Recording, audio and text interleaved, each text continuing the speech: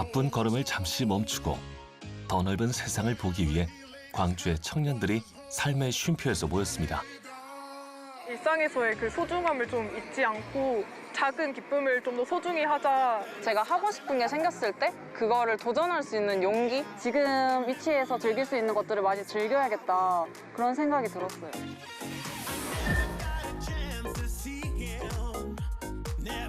광주 관광 인사이트와 진정한 나다움을 찾아서 세계로 떠난 신활역 탐험대.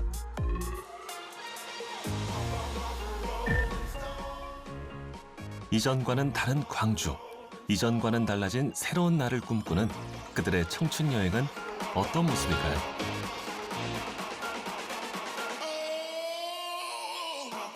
신활역 탐험대의 갭이어 프로젝트, 지금 출발합니다.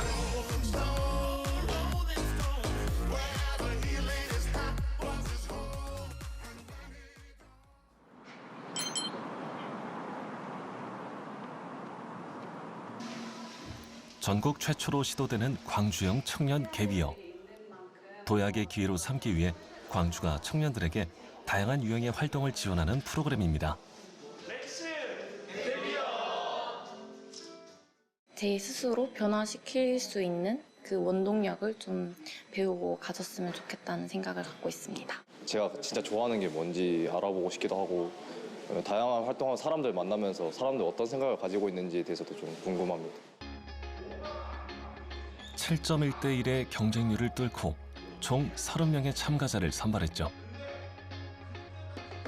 제가 엄청나게 대표에 대해서 잘 됐으면 좋겠어요. 잘 된다는 것이 계획대로 안 되는 것이 중요한 게 아니라 실패를 스펙으로 쌓는 그 성공을 여러분들에게 기원하고 바랍니다. 이번 프로그램 자체가 조금 다른 부분 중에 하나가 청년들을 온전하게 믿어주는 데에서 시작을 하고 있거든요. 본인들이 계획을 세우고 전문가들이 오히려 그 계획을 맞춰주거나 지원하거나 도와주는 형태이기 때문에 청년들이 본인들 성장을 위해서 계획을 세우게 되고 그 과정 자체가 다 성장이 됩니다. 그런 과정을 광주시가 믿어주고 지지해준다는 건 사실 광주니까 또 가능한 영역이기도 합니다. 그중 3명은 광주 MZ세대 취향에 맞는 관광 콘텐츠를 탐색해 정책 제안의 임무를 맡은 신활역 탐험대로 선발됐습니다. 지난 4월 첫 만남을 가진 신활역 탐험대. 가장 먼저 도착한 사람은 탐험대의 멘토 역할을 할 이정현 홍보기획팀장입니다. 안녕하세요. 뒤이어 탐험대원들도 도착하는데요. 우리가 이제 신활역 탐험대로 공식적으로 처음 만나는 자리니까 인사도 하고 좀 그렇게 했으면 좋겠습니다. 나는 이번 신활역 탐험대 탐험대장이고 광주광역시의 홍보기획 팀장 이정현입니다. 처음 만나 뵙게 돼서 반갑습니다. 네. 맞습니다. 저는 소지연이라고 하고요. 일단 제 삶의 동기부여도 얻고 싶고 광주의 활력도 마찬가지로 함께 잘 이끌어보고 싶어서 지원하게 되었습니다. MBTI를 검사하면 P만큼은 절대로 바뀌지 않는다는 대문자 P 소지연 씨. 즉흥적인 성격답게 여행도 갑작스럽게 떠나는 편입니다. 새로운 출발을 도전할 수 있는 용기를 얻고 싶어서 신활역 탐험대에 지원했습니다. 이번에 같이 참여하게 된 이예솔이라고 하고 광주의 꿀잼 잠재력을 이끌어내고 싶어서 이 활동에 참여하게 되었습니다. 취미는 운동과 맛집 탐방. 소셜벤처 창업을 계기로 지역사회 공헌에 대한 꿈을 갖게 된 예솔 씨는 광주 관광 전문가가 되는 게 목표인데요. 신활역 탐험대 활동을 통해 많은 경험을 쌓고 싶다고 합니다. 저는 심재형이고요. 컵해 주시겠어요? 개원예술대학교 디지털 미디어 디자인학과를 졸업한 심재영 씨는 시간이 날 때면 부모님 사과농장에서 일손을 돕는 K효녀입니다. 산책을 하거나 코디를 구상하는 걸 좋아하는데요. 이번 기회를 통해 고향인 광주를 더 사랑할 방법을 찾고 싶다고 하네요. 저희 신활력 탐험대는 사실은 청년의 삶의 과정 속에서 뭔가 문제를 해결하는 과정들을 스스로 설계하는 과정이었으면 좋겠다. 사실 그런 것들이 이제 갭이어라고 하는 형태로 이제 대한민국에서는 이제 진행이 되고 있는데, 광주에서도 국내로 이렇게 진행하는 사례들은 있었지만 해외로 가보는 것들은 처음이었어요. 근데 저희 신활력 탐험대는 갭이어하고 좀 성격이 다릅니다. 갭이어는 개인의 삶의 진로를 선택하는 과정 속에서 휴식이나 어떠한 경험들을 제공하는 프로그램이라면, 신활력 탐험대는 개인의 삶을 성찰하는 과정에서 문제를 해결하는 방법론들을 찾아가는 과정이라고 생각하면 돼요. 그래서 우리는 주제의식이 분명하고 그런 부분들을 어떤 방식으로 우리가 풀어내 볼 것이며 광주에 적용해 볼 것인가에 대한 이야기를 해볼 겁니다. 삶의 공란에서 진정한 나를 찾는 갭이어를 넘어서 청년만의 신선한 시선으로 광주 관광의 아이디어를 발굴하는 임무를 부여받은 신활력 탐험대. 본격적인 미션을 수행하기 전에 광주 여행지 현황 탐방에 나서는데요.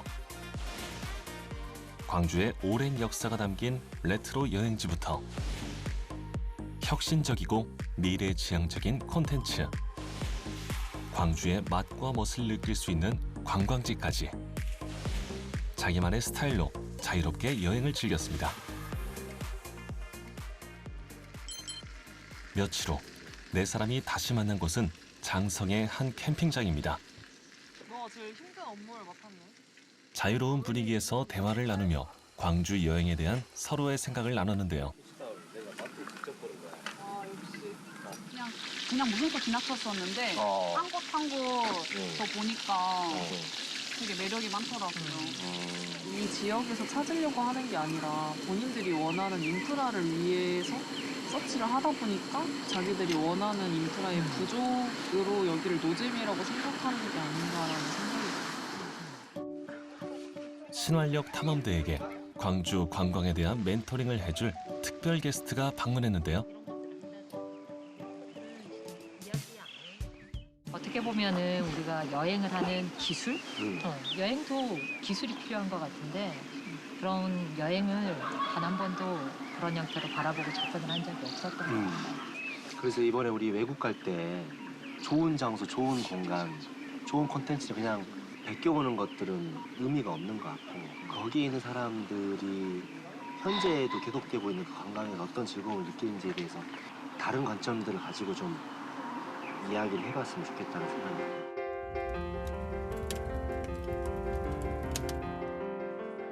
신활력 탐험대가 부여받은 특별한 임무는 MZ세대의 취향을 저격할 만한 광주의 콘텐츠를 세계 여행지에서 발굴해오는 겁니다. 네, 여러분들 열렬히 응원하고 있겠습니다. 열심히 많이 보고 오시고요. 광주 관광 발전을 위해서 다 함께 힘을 보태주세요. 광주 관광 화이팅!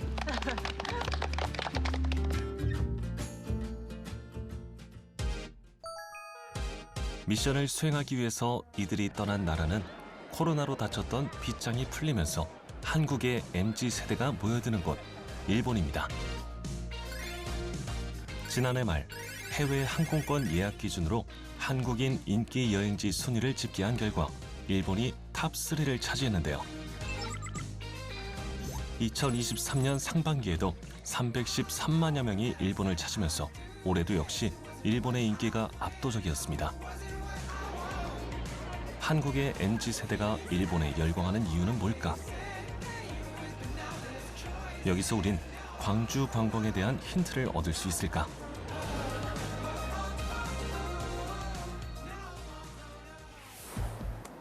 신활력 탐험대는 여러 가지 물음에 대한 해답을 찾기 위해 일본 도쿄. 그 중에서도 젊은 세대들이 즐겨 찾는 여행지를 찾아가 보기로 했습니다.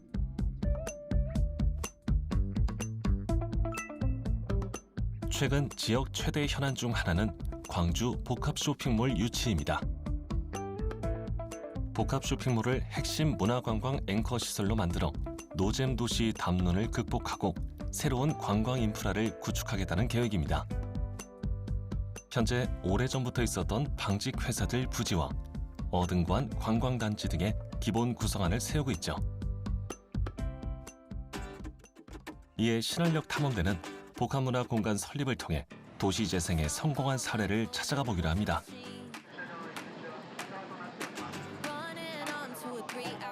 가장 먼저 찾은 곳은 일본의 도시 재생 선진지 요코하마입니다. 여긴 일본 최대의 항구 도시이자 외국 문물이 가장 먼저 유입된 지역인데요. 2000년대에 들어서면서 요코하마를 문화도시로 만드는 창조도시 요코하마 프로젝트를 추진, 도시 내 산지한 근현대 건축물들을 문화 창조 공간으로 활용한 도심재생 정책을 펼쳤습니다. 여기가 이제 우리 첫 번째 일정인데 아카린카 창고라고 개항기에 있었던 이 창고를 사실 요즘 도시재생이라고 하는 이름으로 복합 쇼핑몰 공간으로 이제 바꿔놓은 곳이거든요. 인위적으로 만드는 공간이 아니라 원래 있던 공간들을 리모델링 했기 때문에 이 공간에서 어떤 내용들이 어떤 샵이 만들어져 있는지를 좀 주의 깊게 보면 되게 재밌을 거야. 요코하마의 도시재생 방향성을 가장 대표적으로 보여주는 건물이 이 빨간색 벽돌 건물, 아카렌가 창고입니다.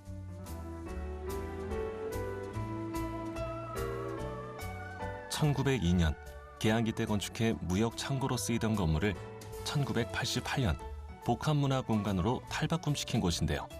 일본 현지인들에게도 꾸준히 인기 있는 장소입니다. 여기 아카린카 창고 여기는 이제 복합 쇼핑몰 안에서도 이 지역 브랜드를 가지고 이제 여기 구성하고 있는 공간 같은데. 여기는 이제 약간 용품들, 굿즈들. 이런 것도 너무 디자인 잘했잖아. 근데 그 특색을 담아낸 게 한국 이렇게 포장까지 디자인이 너무 잘했어. 사고 박스 안 버릴 것 같아요. 특산품과 기념품을 파는 쇼핑몰 바닥 곳곳에 아카렌가 창고와 관련된 유물이 전시돼 있습니다. 공간에 자연스럽게 스며있는 이 지역의 역사와 전통, 옛 모습 그대로를 살린 전시와 상업 공간들이 보는 재미와 걷는 재미를 더합니다. 이 요코하마 안에 있는 기념품 가게에서는 그 지역에서만 판매하는 제품이라고 해요. 그래서 사실 저희 같은 관광객도 많았지만 시민들이 더 많은 이유 중에 하나도 어디서든 구할 수 있고 구매할 수 있는 제품이 아니고 이 공간에서만 판매하기 때문에 그런 게 더 좀 특색이 있었던 공간의 장점이었던 것 같습니다. 여기에선 문화 행사도 자주 열리는데요. 신활역 탐험대가 찾아간 날엔 대규모 락 페스티벌이 열리고 있었습니다. 신나는 음악과 맛있는 음식 냄새, 자유로운 시간이 뒤섞인 공간. 우리가 도시 재생을 어떤 관점으로 바라봐야 하는지 특별한 인사이트가 있는 경험이었습니다. 이제 음악 축제도 있었고 캠핑을 주제로 한 이제 플리마켓도 다양하게 열리고 있어서 많은 시민들이 정말 웨이팅도 할 정도로 참여를 했던 게 좀 매력적이었던 것 같습니다.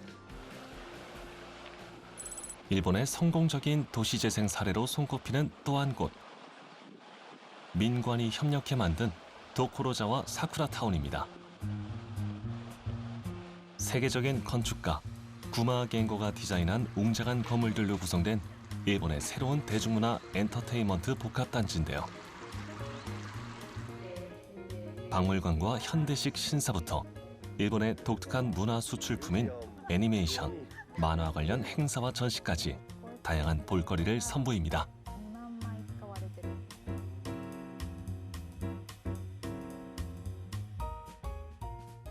ここは普通のミュージアムだと博物館とか図書館とか美術館とか単館になると思うんですけど、ここの場合はその3つが図書、美術、博物がミックスされているので、そこが最大の特徴かなと思います。 이곳의 대표 공간은 높이 8m의 압도적인 아트리움을 자랑하는 책장 극장입니다.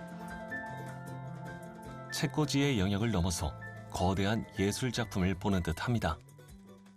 저는 그 책장에 그 미디어 아트 써줄 때가 좋더라고요. 뭔가 일본은 그 일본 문자 그대로의 미를 좀 많이 활용하는 것 같아요. 그 공간 곳곳에 관람객의 후기를 담은 그런 영상이 있는데 그것도 어떠한 그래픽 없이 그냥 활자만으로 이렇게 연출을 하더라고요. 그런 식으로 일본 본연의 것을 좀 많이 활용하는 시도가 많이 보여서 그게 좋았어요. 오랫동안 쌓아온 지역의 정체성을 훼손하지 않고 역사와 전통의 트렌드를 입혀 지속 가능한 도시 재생을 일궈낸 일본.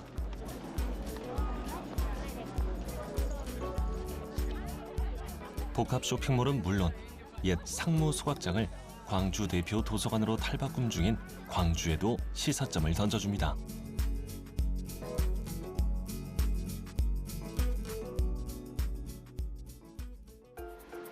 이번엔 유네스코 미디어 아트 창의 도시 광주에 인사이트를 줄 공간을 찾아갑니다. 유네스코 창의 도시란 문화, 음악, 미디어 아트 등의 발전을 장려하는 국제 협력망인데요. 여기에 선정된 광주도 다양한 공간을 구상 중에 있습니다. 일본에도 특색 있는 미디어 아트 전시장이 있습니다. 요즘 도쿄에서 가장 핫한 팀랩 플래닛인데요.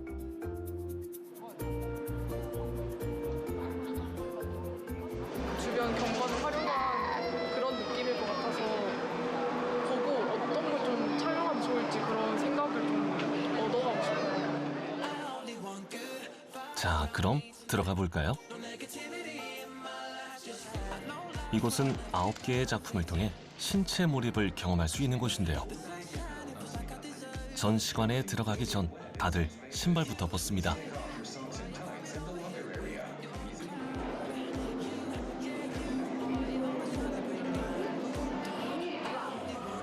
어두컴컴한 긴 통로를 따라 맨발로 걷다 보면 세차게 떨어지는 물줄기가 경사진 바닥을 흘러가면서 관람객들의 발을 자연스럽게 적십니다.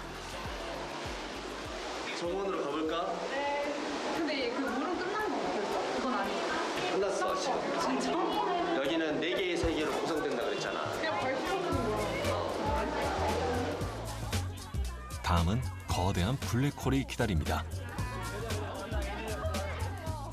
걸으려고 하면 자꾸만 발이 가라앉는데요. 전신을 에워싸는 듯한 거대한 작품들. 이 과정을 통해 내가 작품의 일부가 되는 경험을 할 수 있습니다.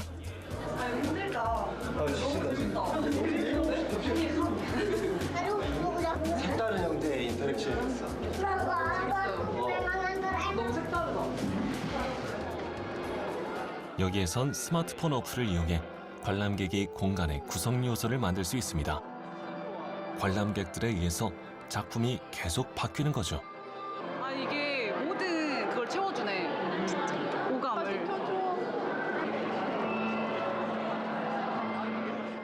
작품에 직접 참여하는 경험이 이 순간을 더욱 오래 기억하게 해주겠죠. 자, 이제 바꿔볼까? 길을 따라서 가는 것도 하나의 재미인 것 같고 여기 바닥에 거울이랑 이 빛이 둘 다 약간 천장까지 되게 볼거리가 많은 것 같아요. 지금 들리는 사운드가 되게 웅장하고 또 가끔은 되게 따뜻하고 부드러운 소리가 들려서 그래서 정말 잘 모든 요소를 잘 활용한 미디어 아트 전시라고 생각이 들어요. 신활역 탐험대가 가장 기억에 남는 전시로 꼽은 곳은 물과 미디어 아트가 만난 공간입니다. 사람들은 무한히 펼쳐지는 물속으로 걸어 들어가고 그 안에선 잉어가 헤엄쳐 다니는데요.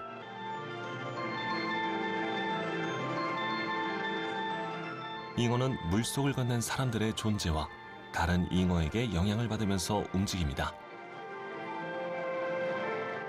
미디어라고 하는 것들은 사람들의 경험을 거들어주는 역할인 것 같아요.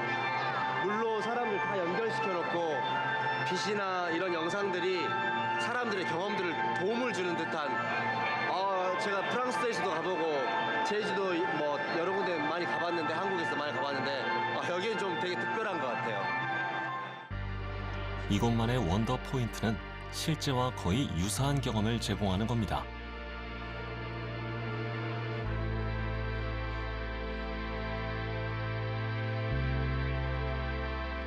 즉, 이곳에서 미디어 아트란 화려함을 뽐내는 전시 작품이 아니라 관람객에게 전달하고자 하는 서사와 메시지에 더욱 몰입하게 만드는 매개체에 가까운데요. 그래서 이 공간이 더 매력적으로 느껴지는 것 아닐까요? 전시회는 하나의 수단이고 메시지를 이제 받는 게 되게 중요하다고 생각을 하는데 그 메시지를 되게 더 잘 전달하지 않나? 라는 생각이 드는 것 같아요.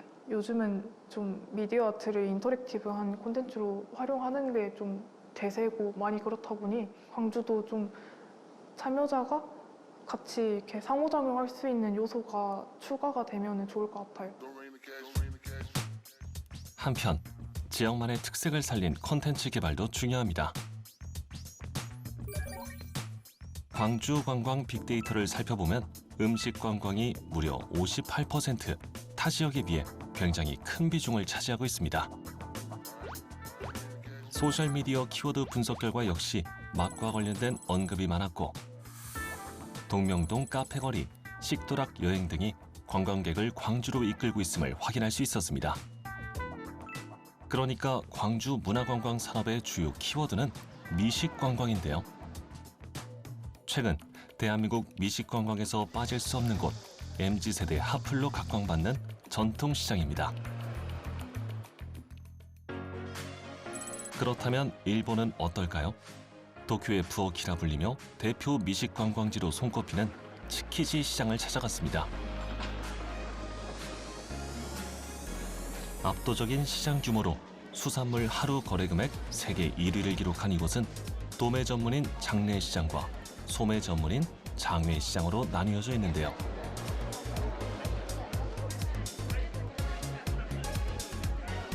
장외시장엔 400여 곳의 음식점이 즐비해 있습니다. 일본인은 물론 관광객들도 많이 찾아오는 치키지 시장의 매력은 무엇일까? 오늘은 두 팀으로 나눠서 시장을 돌아보기로 합니다.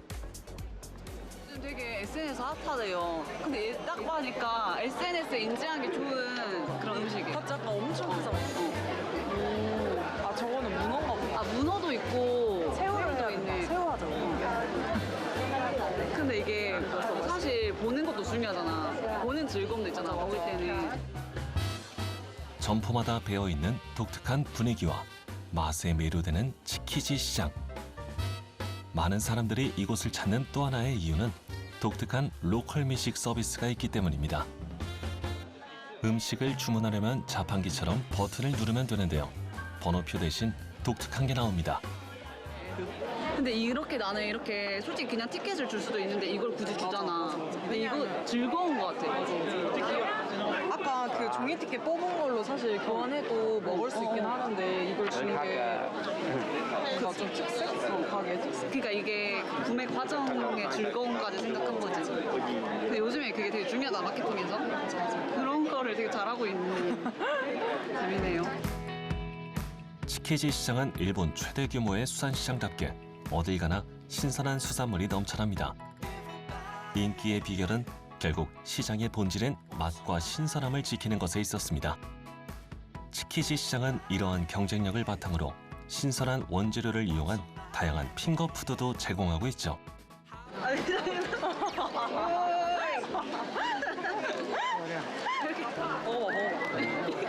이거 사실 그냥 쌀이 있어. 근데 이 새우를 만나려면 우리가 좀 많은 여정을 우리 둘이 여기 한 번에 이렇게 웃기겠다.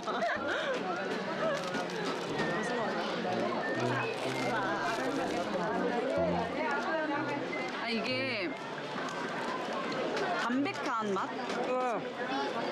알새우칩. 한국에 알새우칩 맛이에요. 근데 여기 나는 이 새우를 만날 때까지 좀 그 맛이 안 날 줄 알았는데 새우 맛이. 여기도 알새우칩 맛이 나요. 약간 여기다도 뭘 했나 봐. 새우 먹어보고 싶다. 빨리 먹어봐. 그냥 빨리 먹어보고 싶어. 두 사람이 새우 근처에도 못 간 그 시각. 재영 씨는 뭘 하고 있을까요?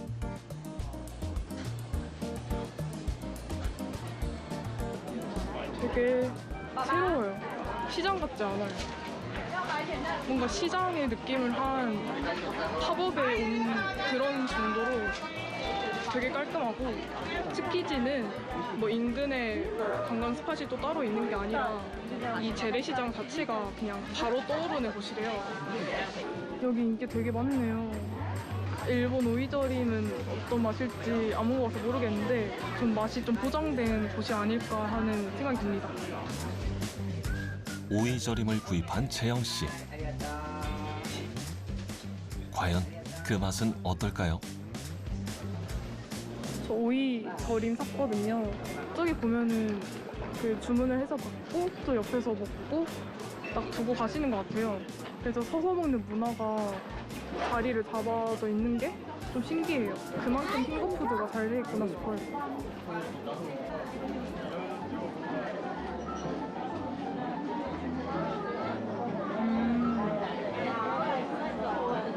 소금에 절인 것 같아요, 소금에. 얼음에 막 있어서 그런지 되게 시원하고 딱 돌아다니면서 딱 여름에 먹기 딱 좋겠다 생각이 들어요.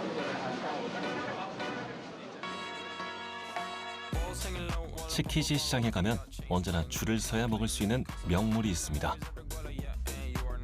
바로 계란말이인데요. 이 시장에서 만드는 계란말이가 일본 대부분의 초밥집에 공급된다고 합니다. 근데 우리 계란말이 사실 엄청 흔한 음식이잖아. 근데 이렇게 줄을 많이 서서 먹는 특별한 이유가 있어요. 근데 우리가 집에서 먹는 계란말이랑 조금 맛이 다르지 않아요? 그리고 약간 일본이 계란으로 유명한 거죠. 계란초밥, 계란말이로.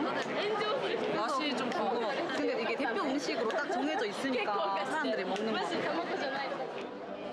팬에서 쉴 새 없이 만들어지는 두툼하고 보드라운 계란말이. 다들 길게 줄을 선 보람이 있는 표정입니다. 신선한 식재료와 어디서든 가볍게 즐기는 핑거푸드. 사람들이 치키지 시장을 찾아오는 이유입니다. 그거만 나와.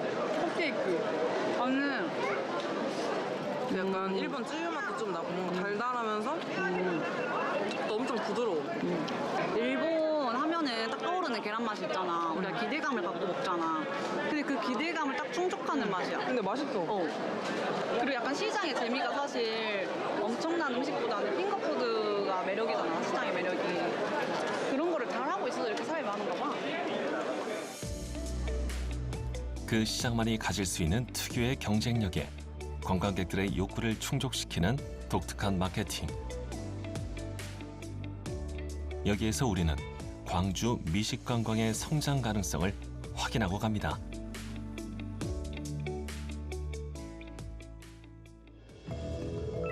최근 광주의 또 하나의 이슈는 민간공원 특례 사업입니다. 도심 속 흉물로 취급받던 공원들을 시민의 명품 휴식처로 탈바꿈시키기 위해 여러 방안을 나누고 있는데요. 한 전문가는 일본 등의 사례를 참고해 운영 방안을 마련해야 한다는 의견을 제시했습니다. 그렇다면 일본의 도심 공원은 어떤 모습일까요? 도쿄 시부야 도심 한가운데엔 공공성을 극대화한 공원이 있는데요. 도쿄 최초의 옥상 공원인 도쿄구립 미야시타 공원을 리모델링해서 2020년에 새롭게 문을 연 미야시타 파크입니다. 옛 미야시타 공원의 대표 콘텐츠였던 다양한 스포츠 시설을 완전히 업그레이드 시켰죠. 거기서 이제 클라이밍을 하는 사람도 있었고 스케이트를 타는 사람도 있었는데 그런 장소가 있다는 것부터가 되게 한 명 한 명의 취향을 신경 써준다는 느낌? 일단 장소가 굉장히 힙했는데 보다 보니까 좀 감상이 변했어요. 장소가 멋진 거는 좀 마중물일 뿐이고 의도한 콘텐츠가 없이도 모두가 한 공간에서 웃고 있다는 게 보기 좋아서 인상적이었어요. 특히 중앙부엔 길이 1만 제곱미터의 녹음 짙은 옥상 공원이 있어 교류의 장, 휴식의 장으로서 다양한 경험을 선사하고 있습니다. 근데 여기에 이렇게 시설이 많이 해놨잖아. 그러니까 이렇게 사람들이 모이는 것 같아. 젊은 층들이 활동적으로 할 수 있는 게 많아가지고 약간 사람들이 모이지 않나? 미야시타 파크 1층은 밤이 되면 늘 축제처럼 붐빕니다. 100m가량 쭉 늘어선 개성 있는 식당들 때문인데요.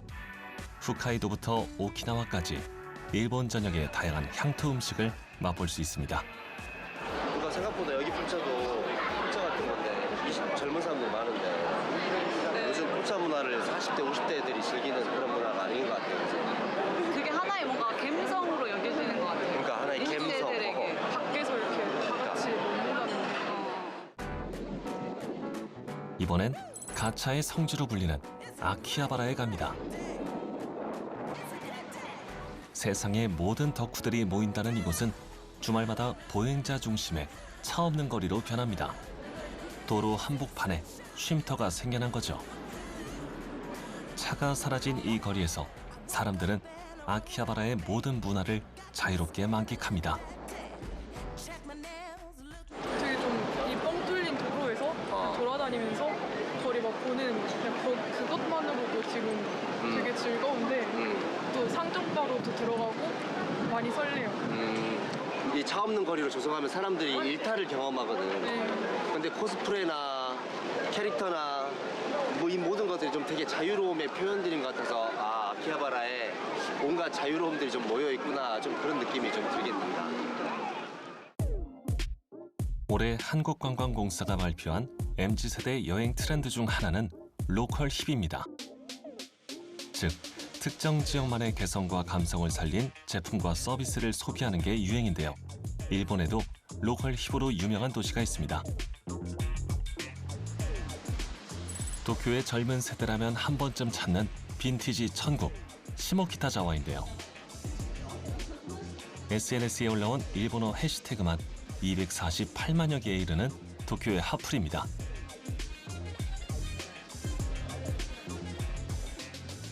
이제 빈티지 소품들과 의류들이 이제 있는 곳으로 오니까 재밌네.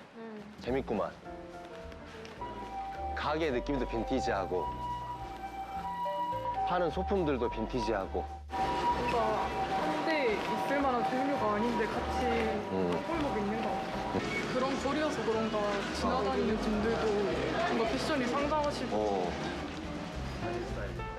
거리를 걷다 보면 희귀한 소품이나 빈티지가 가득한 개성적인 가게들의 시선을 뺏길 수밖에 없습니다. 시부야나 신주쿠에서 그렇게 멀지 않아 접근성도 좋은데요. 그래서일까요? 제2의 하라주쿠라 불릴 정도로 인기가 급부상 중입니다. 와, 대박이다. 알바보자 뭐야? MZ세대에겐 시모키타라는 친숙한 이름으로 불리는 이곳이 최근에 더 주목받는 이유가 있습니다. 다음 날, 시모키타가 바쁜 도시 생활의 완벽한 해독제라 불리는 이유를 찾기 위해 도착한 곳은 지금은 지하로 들어선 1.7km 오다큐선의 선로터에 태어난 새로운 거리, 시모키타자와 웨이입니다. 여기에서 가장 핫한 공간은 지난 2021년에 문을 연 리로드인데요. 기다란 저층 건물에 24개의 로컬 브랜드가 오밀조밀 모여 있습니다. 기존의 빌딩형 상업시설과는 다르게 점포들의 크기와 위치도 제각각인데요. 단순히 수익을 극대화하는 상업시설이 아닌 지역 주민과 상생하는 새로운 형태의 마을 만들기 개념으로 이 공간을 만들었다고 합니다. 또 이곳은 길이 좁고 경사진 곳이 많은 시모키타 골목의 특징을 반영해 가게를 찾는 즐거움을 주도록 설계됐습니다. 건물이 주변 경관과 동떨어지지 않고 자연스럽게 어우러지도록 구상한 것이죠. 이곳에 입점한 점포들도 남다릅니다. 상업시설이지만 치밀한 관계성, 즉 고객과의 관계, 세입자와 건물주의 관계, 점포와 점포와의 관계를 우선시하고 있는데요. 커피 한 잔을 마시더라도 고객과 1대1로 밀착해 취향을 파악한 뒤 그에 맞는 커피를 내립니다. 그래서 이곳은 점포 입주자를 유치할 당시부터 고객, 이웃, 동네와 건강한 관계를 맺을 수 있는 사람들을 먼저 선발했습니다. 普通の商業施設というかやり取りの中で単なるテナントリーシングってだけではなくて新しい出会いとかが生まれて人がつながっていってこの街の中の社会的コミュニティが形成されていくようなあそこに行けば何かあるかもしれないあそこに行くと誰かと楽しいことが起こるかもしれないとそういう期待感をどれだけ醸成していけるかでそこにある程度期待を持っていただいている方々が増えつつあるっていうのは今のそのご評価につながっているところかなと思います。 이번엔 도쿄의 브루클린이라 불리는 구라마에의 발걸음이 닿습니다. 메이지 시대 이후에 수공예, 가죽 제품이 모인 거리 구라마에는 최근 복고풍 장인 거리로 주목받고 있는데요. 전통을 계승한 장인 문화에 개성 넘치는 아이디어가 더해져 독특한 색깔을 지니고 있습니다.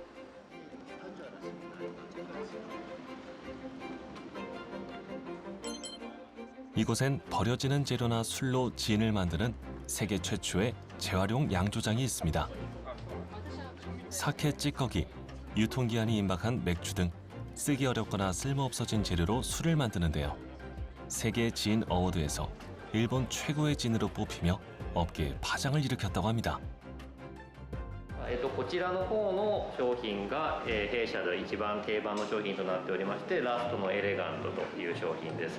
もともと10種類のボタニカルを使用しているんですけども、その中で一番目立っている香りの、キーボタニカルと言われる4種類を前に展示させていただいています。こちらの皮、あと黒文字、あとオリスルートという木の根っこですね。こういったものを使って作ったジンになっております。 2층엔 이곳에서 만든 진을 바로 맛볼 수 있는 바도 있습니다. 이곳의 철학은 숨은 원석을 발견하는 겁니다. 사람들이 당연하게 지나쳤던 재료를 찾아 좋은 진으로 재탄생시키는 거죠. 진을 사기 전에 시향도 해볼 수 있는데요. 이런 소소한 재미가 이곳을 찾는 즐거움을 더합니다.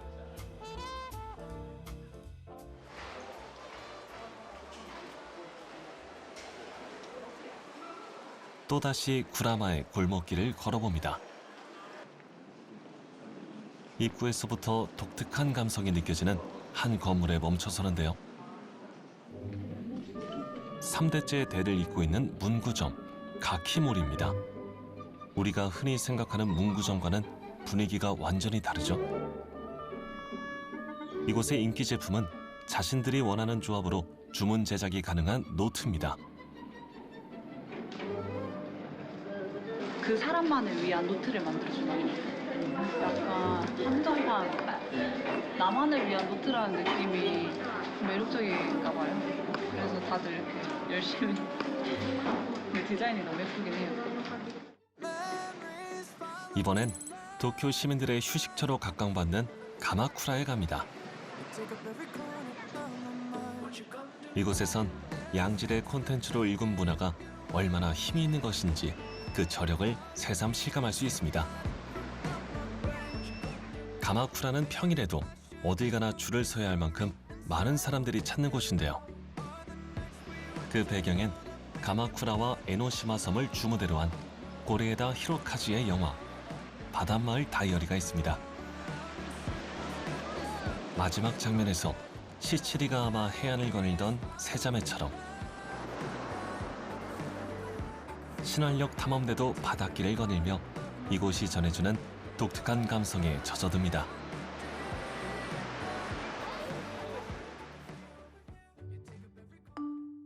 바닷마을 다이어리엔 작은 동네 식당인 바다 고양이 식당이 나오는데요. 이곳에 실제 모델이 있습니다. 최근엔 한국 톱스타들이 출연한 예능의 주 무대로 활용되기도 했죠. 영화에서 본 식당의 모습이 그대로 남아 있습니다. 영화의 여운을 느끼려고 찾아온 이들에겐 고마운 공간이겠네요. 곧이어 음식이 나옵니다.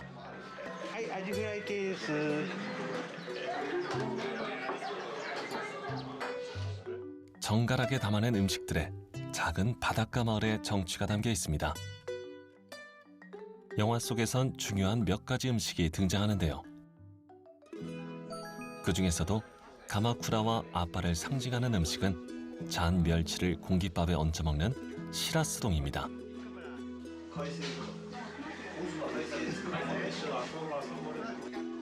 이 식당의 메인 메뉴이기도 한데요. 맛이 어떨까요? 나쁘지 않은데?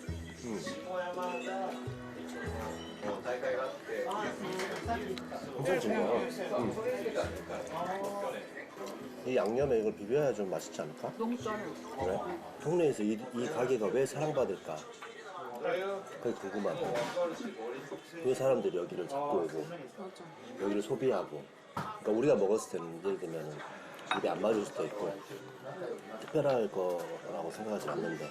여기가 영화 배경지인데 지금 계속 반짝 유행하는 게 아니라 꾸준히 인기가 있잖아요. 그 이유가 약간 일본의 매력이 되게 소박하게 잘 담겨있는 듯한 느낌? 음식에? 그래서 그 음식에 그 나라의 태도랑 문화가 드러나잖아요. 근데 그거를 진짜 잘 담고 있는 식당인 것 같아요. 다양한 영화와 드라마 배경지로 인기가 많은 가마쿠라. 최근 들어 더 발디딜 틈이 없어졌는데요. 올해 재개봉한 애니메이션 영화 슬램덩크 때문입니다. 가마쿠라가 슬램덩크 성지순례의 근본이라고 불리는 이유는 바로 이 장면에 있죠. 특별히 무언가를 보태지 않았지만 수십 년이 지나도 한결같은 지속 가능한 콘텐츠의 힘은 무엇일까? 언제라도 이곳을 다시 찾아오고 싶게 만드는 요소는 무엇일까? 한류 관광객 유치에 관심 많은 우리 모두가 고민해봐야 할 질문입니다.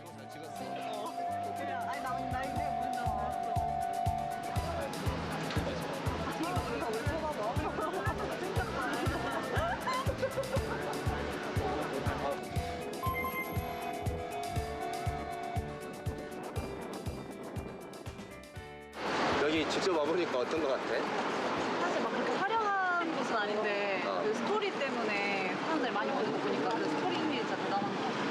그러니까 여기에 이 한 컷 찍으려고 지금 여기 주변에 사람들 다 결국은 뭐 특별함은 없는 것 같은데도 스토리가 가지고 있는 그 슬램덩크의 그 하나의 장면 그 장면을 재현하기 위해 사람들이 이렇게 모여있는 거면 그러니까 광주에도 그런 스토리를 접목하고 개발하는 것이 참 중요하겠다는 생각이 들잖아.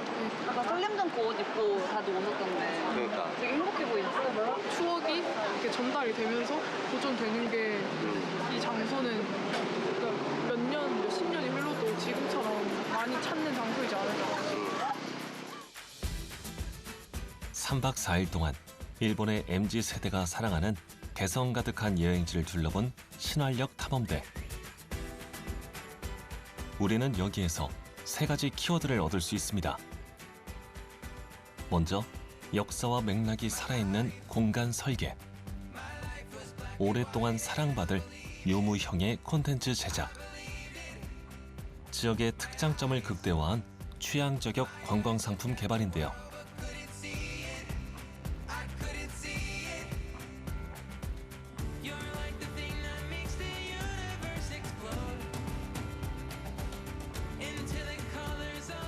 이 모두는 고객, 이웃, 지역과의 긴밀한 소통과 건강한 관계 맺기에서 출발합니다.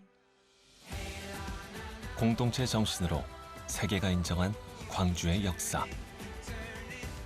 맛깔난 남도 손맛으로 완성한 최고의 맛.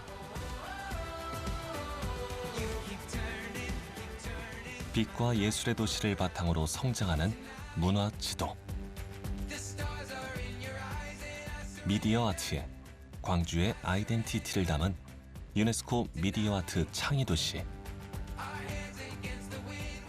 어디에서도 볼 수 없는 이 지역만의 콘텐츠가 로컬 안에서 상생, 발전을 거듭한다면 광주만의 색깔이 도드라진 우리의 것이 자유롭게 넘실대는 광주를 머지않아 곧 만날 수 있을 겁니다.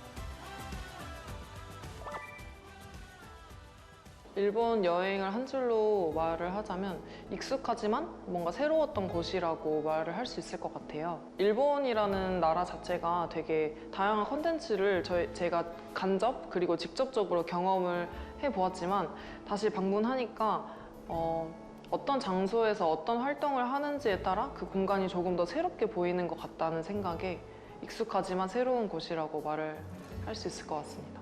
일본은 어딜 가든 좀 컨셉추얼하다는 느낌을 받았어요. 공항 초입 구간부터 닌텐도 캐릭터들이 환영한다는 뭐 포스터가 있다든지 아니면 하수구의 그림까지 좀 귀여워서 사진을 안 찍을 수가 없더라고요. 사람마다 이제 취향이란 게 있잖아요. 도쿄는 그런 취향들을 다 충족해주는 도시라는 생각이 들었거든요.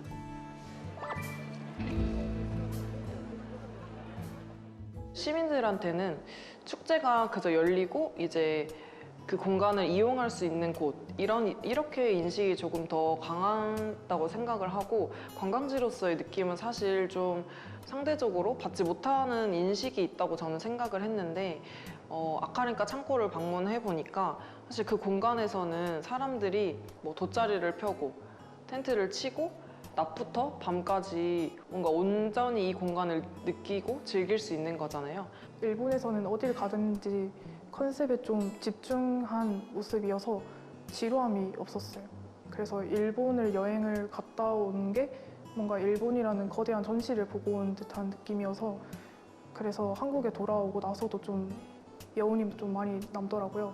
재개발이 아니라 재생의 관점으로 관광 자원을 볼 수 있겠다는 그 인사이트를 되게 강하게 얻었거든요. 광주에서도 그 다른 해외에서나 다른 지역에서 이미 성공한 것들을 그냥 일반적으로 바로 이렇게 접목시키지 말고 광주의 특징을 어떻게 하면 더 극대화시킬 수 있을까 그런 걸 생각하면서 도입을 하면 좋을 것 같아요.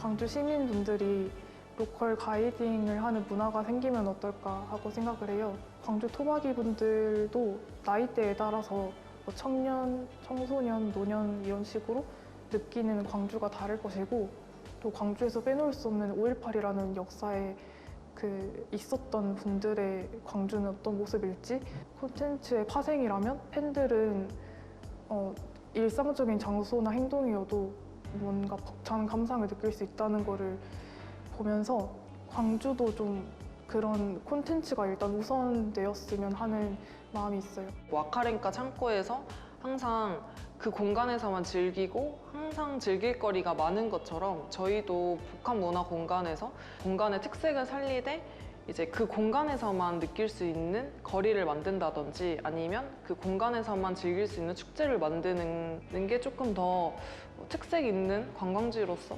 컨텐츠가 될 수 있지 않을까라는 생각을 하고요. 광주가 문화랑 예술 관광의 대표 도시로 그래도 많은 사람들이 알고 있는데 최근 이제 K-팝 관련된 관광 컨텐츠들도 많이 생겨나고 있고 그래서 이런 것들을 좀 더 접목을 해보면 어떨까라는 생각을 했고 광주로 친다면은 취미 생활을 하려고 해도 어떤 실내 서핑장이 되게 많이 형성되어 있는 것도 아니고 또 패션을 좋아하는 사람도 그런 니즈를 다 충족받을 수가 없고 하니까 서울로 가게 되잖아요.